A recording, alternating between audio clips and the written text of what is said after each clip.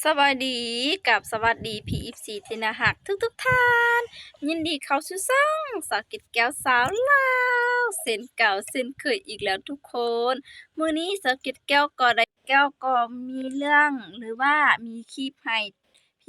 พี ได้เบิ่งเนาะที่ว่าไฟฟ้าลาวมาตัดกกไม้หรือว่ามาตัดใบไม้ย้านลมทับสายไฟนั่นเองทุก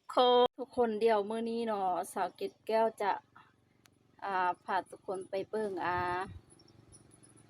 วิธีอยู่ลาวเป็นการที่ว่ามีอะไรก็ต้นไม้หรือว่าใบไม้ยาวเนาะแบบใกล้ๆกับสายไฟยามนี้ตามทางที่ว่ามีกกไม้หรือว่ายาวเกินเนาะสายไฟแล้วก็แบบยานลมทับสายไฟนั่นเองทุกคนเนาะขอบใจเนาะไฟฟ้าลาวนั่นเองเนาะทุกคนที่ว่ามาตัดตลอดเนาะทุกคนเนาะตัดแบบยานลมทับสายไฟแล้วก็แบบยามลมมายามฝนตกแล้วก็ยามแบบที่ว่ามันลมทับแล้วก็เสียเวลาเนาะไปแปลงไฟฟ้าดับอีกทุกคนซึ่งยามนี้ก็เป็นยามร้อนแล้วเนาะทุกคนเนาะซึ่งก็เป็นไปบ่ได้ที่อยากให้ไฟฟ้าดับนั่นเองเนาะทุกคนเนาะคลิปตอนที่ไปรับชมคลิปโตสาวเกตแก้วได้บันทึกไว้เนาะเฮาก็ต้องขออนุญาตจากบุคคลในรูปภาพนี้ด้วยนะทุกคนที่ว่าเอาภาพของเพิ่นไปเผยแพร่นั่นเองเนาะโหทุกคนเขาทำอะไรกันน่ะ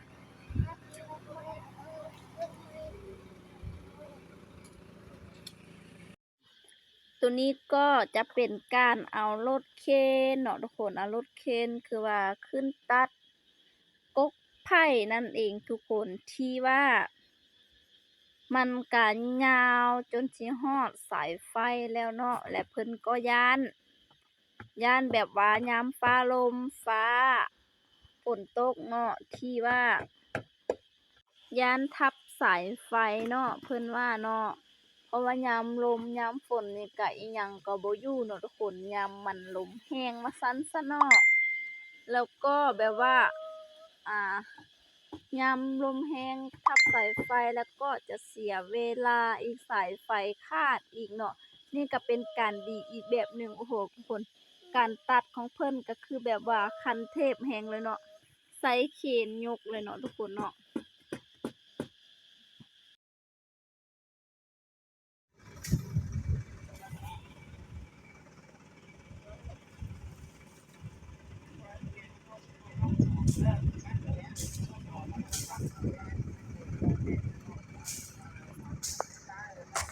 แม่ใหม่ลูกอือบ่ขึ้นจะได้ตก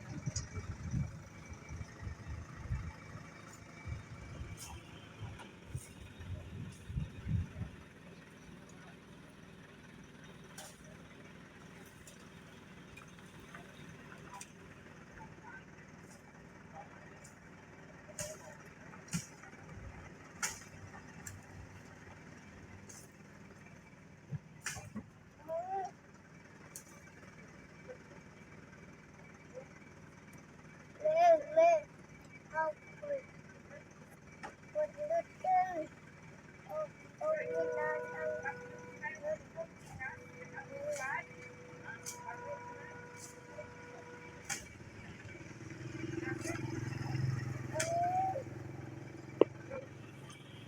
ไว้ขึ้น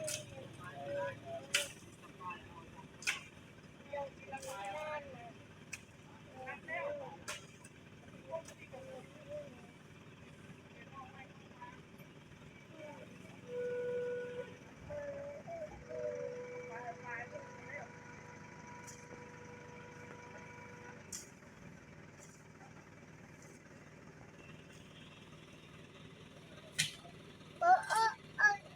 ตัวนี้โอ้โฮทุกคนอันนี้ก็คือขึ้นสูงแรงเลยเนาะที่ว่าเอาตัดป่ายใบไผ่กกไผ่นั่นเองทุกคนขึ้นสูงเอาแท้เอาว่าทุกคนเบิ่งแหมโอ้โฮเป็นตาเสียวเนาะ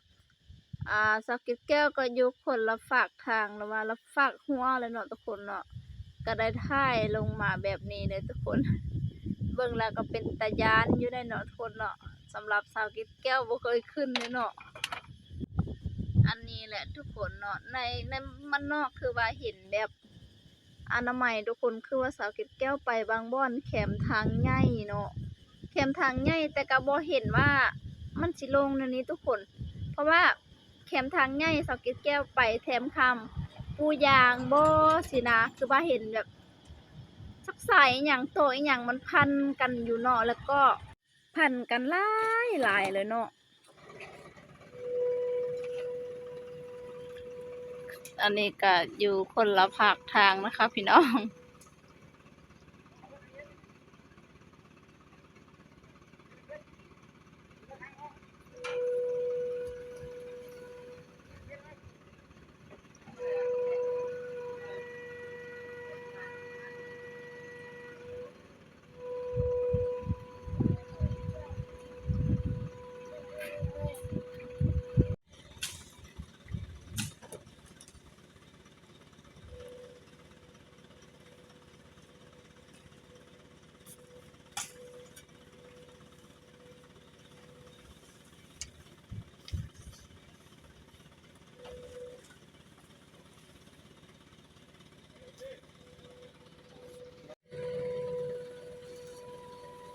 โอ้โหทุกคนลงแล้วลงแล้วลงแล้ว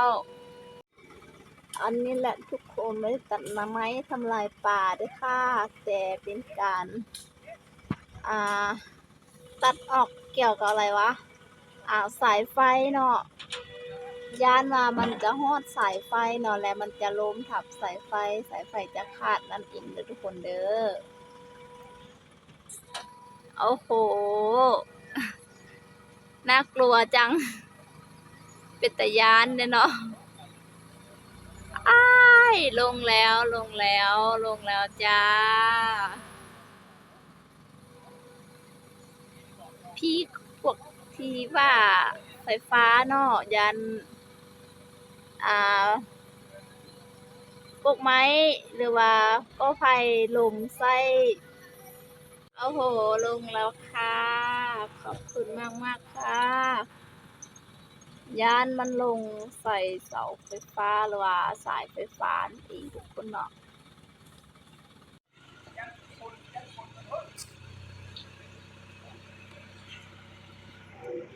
อ้าวว้าวเกี่ยมขึ้นแล้วค่ะตัดตัวนี้ต่อทุกคนเพราะว่าตัวนี้สูงแห่งทุกคนเพิ่งไหมกลัวว่ามันจะล้มทับสายไฟนั่นเองเนาะก็เป็นการดีอีกแบบหนึ่งทุกคนเนาะที่ว่ามากวดมาสอบแบบนี้ตลอดเนาะ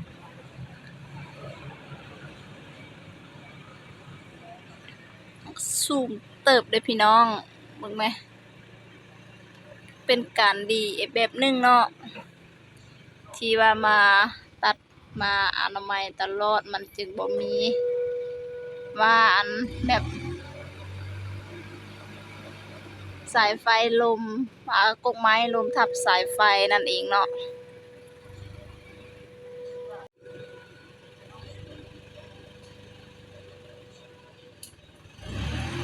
โอ้โห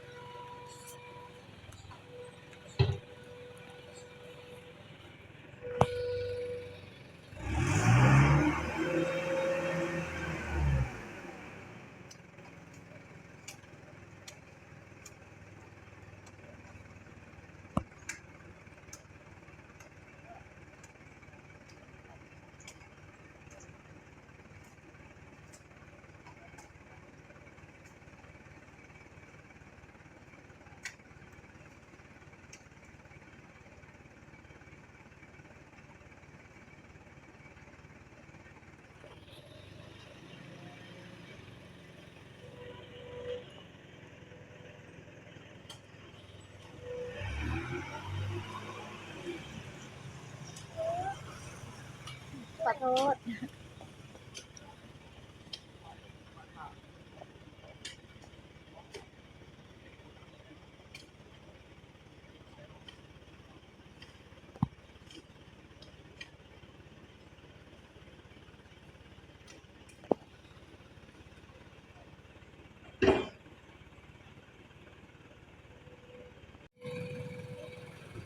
เป็นอันการเสร็จเรียบร้อย